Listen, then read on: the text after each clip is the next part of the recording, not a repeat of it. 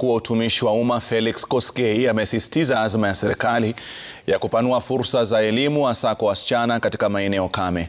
Akiandamana na katibu wa Wizara ya Utamaduni na Turathi za Taifa Umi Bashir, gavana wa Wajir Ahmed Abdullahi na mbunge Mohamed Ado, Koskei aliwahimiza wazazi kutoendeleza desturi ya kuwaoza wasichana wao wadogo ama kuwaozesha wasichana wao kwa umri mdogo, akisisitiza kuwa elimu ya msichana ni nguzo ya maendeleo.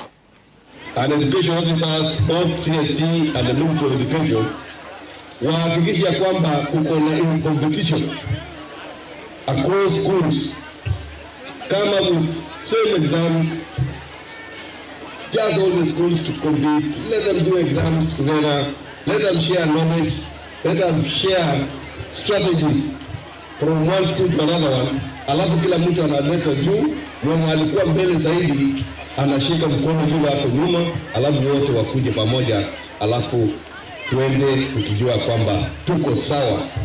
There is nothing special about me who are PS. Nataka the students to listen. Mimi, there is nothing until mimi only special nimekuwa PS. It is effort. Ni masomo. Nilienda shule, I thank God for my parents. Wamenipeleka shule. Nikafanya law.